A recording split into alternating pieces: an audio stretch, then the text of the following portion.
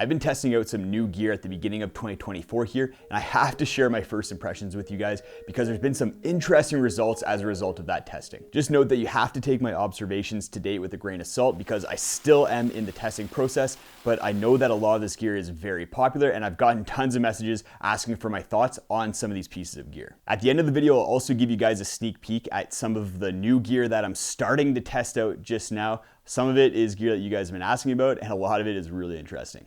We're starting off with the tent. This is the Zpacks Offset Trio. The Offset series of tents is a new design from Zpacks that uses a strut kind of pole at one end of the tent, or in the case of the Trio, uses two struts or two poles at either end to open up the tent and give it a lot more space. I've had this tent out for a handful of nights over a couple different trips. Sometimes that'd be enough in order to gather all the information I need to make a full review of a product, but with the Offset being kind of a new design for Zpacks, I want to really put this tent through its paces, probably in the realm of 15 to 25 nights before I really give you guys all my thoughts on it. But for my first impressions, I can tell you that the Offset Trio is a big, roomy tent. I didn't actually think I'd like the Offset design at first, but for a 3-person or really roomy 2-person tent like with the Trio, I think it's a great design that really allows you to open up the space inside the tent. I didn't expect the tent to set up really easily because it has those two poles at either end, but it was a lot easier to set up than I thought, and I was able to do it by myself very quickly. The issues that you're going to run into with the Offset, especially with the Trio version, is that it's probably not going to be the best tent in strong winds. I've had it out some decent winds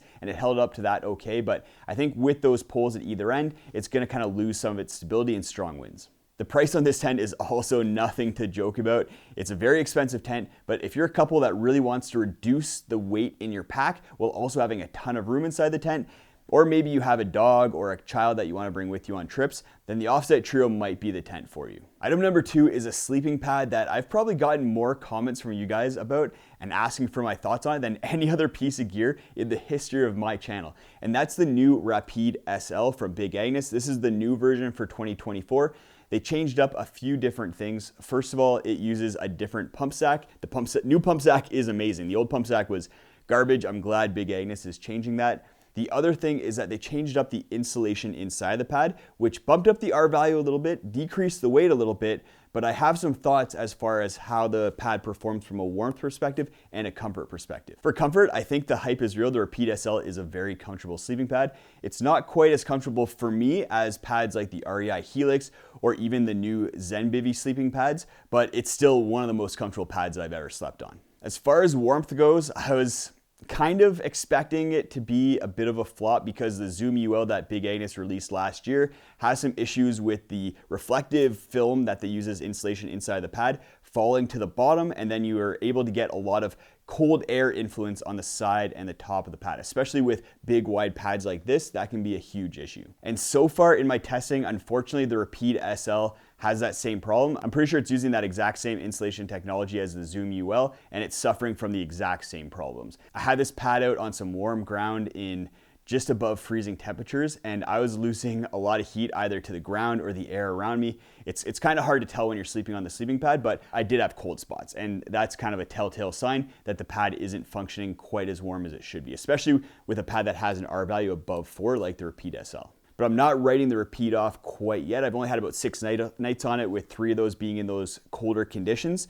And I'm really hoping that I can take it out in colder conditions and that it lives up to its R value, because then it'd be an amazing pad and one of my top recommendations. But right now, I'm just a little bit hesitant to say that this is a good pad. This is the Durston Kakwa 55 pack. It's a pack that I've received a lot of messages about asking what my thoughts are at all. So I had to reach out today and get my hands on one and test it out. I've had it on, I think, 3 trips so far, and I have 3 main thoughts. First of all, the hype around this pack as far as its ability to carry a lot of weight is real. The hip belt really hugs you well. The frame that's on the inside transfers weight to your hips effectively, and then the load lifters are built really basically how load lifters should be built in order to transfer weight from your shoulders down your hips. So overall, I've had over 40 pounds this pack, and it carried that weight phenomenally. So if you need a pack that's going to carry a lot of weight while still being lightweight, then definitely check out the Kakwa. The other thing that I really like that I was surprised about, I was a little bit worried about this because it would have been a deal breaker for me, is that the water bottle pocket on the right side here, I can reach back, grab it with my right hand, take the water bottle out easily, and then put it back. It's one of the easiest packs that I've used so far for water bottle access. The one kind of issue that I have with the pack is that there's a little zippered pocket on the side here, which is meant for putting things that you don't want to lose, things like maybe keys or a map. But I find that it's a little bit small when I have a lot of stuff in the main side pocket compartment here.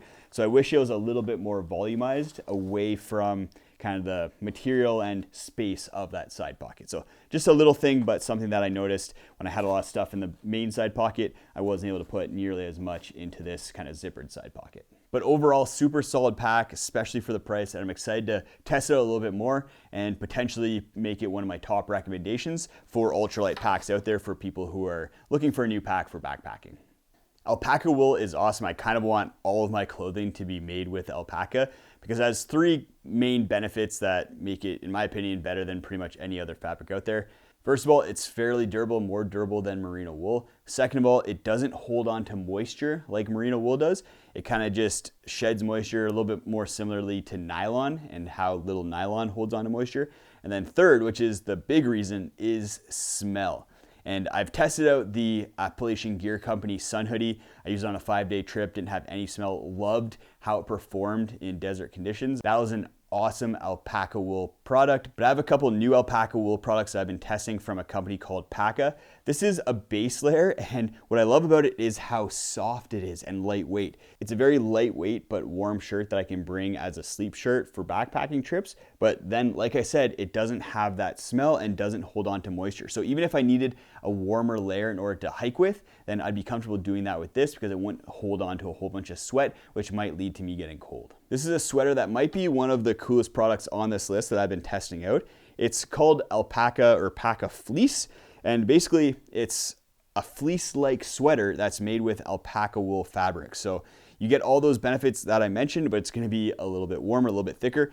The sweater is a little heavy, so you're probably not going to be bringing it on backpacking trips unless you're not going far and you don't really care about your weight that much. But I love it for our kind of car camping trips or trips where you're out in a remote area for a long period of time where you don't necessarily have access to laundry and you might be a little bit stinky, kind of like I was where I was testing both of these products for a 7-day backcountry ski hut trip. So we got helicoptered into a remote hut with barely any electricity, no laundry facilities, no showers. And I was wearing both of these every single day after skiing all day, but neither of them smell. I haven't washed either of these shirts yet. No smell on this one and no smell on this one. Even after sweating, chopping wood, all that kind of stuff, no smell on this shirt, and it performed phenomenally. So if I had a regular fleece sweater made out of polyester, it probably would have gotten to start stinking after that many days in those kind of conditions. This monstrosity of a pillow, I'm gonna step back just so you guys can get a really good look at it, is the Trekology Ultra Pillow. I was very interested in this pillow and wanted to try it out because it's a cheaper option that's similar to the Xped Mega Pillow that I love. The Mega Pillow is the most comfortable pad that I've ever tried. It's gigantic, it has good height to it, has a nice softness to the top, and has little loops on the side that allow you to attach a piece of shot cord to act as a pad strap. And then Trekology came out with the Ultra, which also very big, wide pillow, has some good height to it, but comes with a pad strap built in. It also has this pillowcase. They're both heavy pillows, the Trekology Ultra as well as the Mega Pillow. But there's a few things that the Trekology Ultra has going for it, and then a few things that it kind of falls short on when it comes to comparison to the Mega Pillow. The main thing that the Mega Pillow does better than the Trekology Ultra Pillow is comfort. The Mega Pillow has a softer kind of face fabric to it, has a little bit more cushion on the top in order to provide some cushion for your head and ear when you're laying on it. And then the bladder that's on the inside, there's an air bladder in here, is a little bit more forgiving and squishy than the Trekology Ultra. So that leads to a little bit more comfort, and the baffling system is a little bit better as well, I find. But the Trekology Ultra has 3 things going for it, none of them really related to comfort over the Mega Pillow, and that's the pad strap that I already mentioned here. It also has a new valve that is awesome. It's way better than the Mega Pillow valve. It's just a two flat valve, so you open up one, and then you can blow air into the pad, and then you just pull the whole valve open and it dumps the air. It's very similar to Sea to Summit valves, just in kind of a different orientation. The other good thing, which is probably going to be a major factor for a lot of people is price. The Mega Pillow costs $60 US, which is very expensive, whereas the Trekology Ultra Pillow only costs $20. So it's a third the price, and I think quite a steal for how comfortable it is. Then we have another tent. This is the Samaya 2.0 tent. I, to be honest, did not have high hopes for this tent just because of its price and then being a freestanding tent in the winter. There's just a lot of things that I haven't enjoyed about having fully enclosed freestanding tents in wintertime. One of them being that condensation ends up being a huge issue and I get a ton of snowballs inside of the tent. But I was pleasantly surprised with the Samaya 2.0, especially when I use it on a 4-day trip, ski traversing the Canadian Rockies. First of all, the weight is amazing. This is one of the lightest winter tents that you can get, especially as a freestanding tent. And it's roomier than I thought it was going to be. It's advertised as a 2-person tent. And a lot of the time, mountaineering 2-person tents like the Samaya 2.0 are barely good enough width-wise and size-wise for one person. But I found that the Samaya 2.0 was plenty of space for one person. I probably wouldn't want to bring a second person into the tent with me, but I was able to have enough length in the tent as well as widths, and there's a ton of different pockets in here, which makes organizing your gear inside the tent a breeze. I was pleasantly surprised by the freestanding nature of the tent as well. Normally, I like to be able to just kind of shake out a floorless tent and then not carry around a bunch of snow, but with the Samaya 2.0, condensation wasn't that big of an issue, and any sort of frost that resulted on the inside of the tent from condensation, I was able to just kind of wipe off and then shake out of the tent while it was fully standing, and I just took out the tent stakes and then did that shake and all the snow came out. So that wasn't a big issue either. And it was really nice having a freestanding tent when I was on that ski traverse and the snow wasn't really consolidating. It was just really cold weather, so all the snow was kind of crystallized, frosted out. It's kind of like sandy, sugary snow, and you weren't able to pack that down. Having a freestanding tent was really nice because it was really easy to set up the tent and I wasn't having to kind of deal with stakes getting pulled out and things like that. But the Samaya 2.0 costs a lot of money, so unless you're going out on a lot of winter or mountaineering trips where you need a freestanding tent that's going to be extremely lightweight, then the Samaya 2.0 probably isn't for you. If you're more of a casual winter camper, not really doing mountaineering, you can get away with something like the Black Diamond Megalite, and that's going to treat you just fine. But I do like the Samaya 2.0, and it's probably going to be coming with me on the majority of my winter camping trips from now on. As for the new gear that I've started testing, we have mesh base layers from Bridgen. I feel like everyone has trouble saying that, but this is a fully kind of fishnet mesh base layer. I've used the top on a 7-day backcountry skiing trip, and I definitely have some thoughts on it. You guys are gonna have to wait to see, but I'm also getting the bottom, so I'm gonna test out the kind of full ensemble. And let me tell you, it definitely gives you some looks around the hut when you're wearing a shirt like this. I'll also be testing out a couple packs, the REI Flash Air Pack, which is a more expensive and lighter weight version of the Flash 55, which has been one of my all-time favorite packs. I'll also be testing out the Atom Mo. This is one of the most highly rated thru hiking backpacks out there, so really excited to kind of see how it shapes up and how it compares to a lot of the other ultralight packs that I've used. To round out the new gear that I'm going to be testing a Feathered Friends Flicker UL sleeping bag, which is a hoodless sleeping bag that's very lightweight. Excited to try that out, especially for those people who rather sleep in a sleeping bag, but kind of toss and turn and can get all tangled up if they're in a sleeping bag that has a hood. And then I'm also going to be testing the Montbell Versalite rain suit.